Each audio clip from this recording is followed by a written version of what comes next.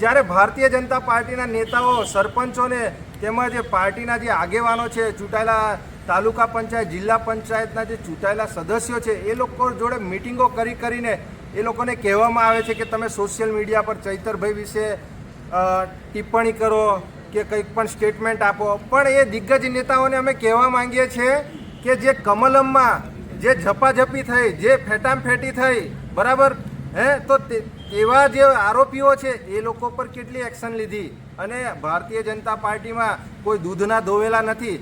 ચૈતરભાઈ પર જે તમે આક્ષેપો કરો છો, ચૈતરભાઈ જે 19 કેસોની વાત કરો છો, ચૈતરભાઈ હંમેશા પ્રજાના માટે લડતા એમની પર ખોટા આ ભારતીય જનતા પાર્ટી દ્વારા કેસો કરવામાં આવે છે અને એમને ખોટી રીતે ફસાવવામાં આવ્યા છે. કેમ તમે સીસીટીવી ફૂટેજ નથી બતાવતા ભાઈ?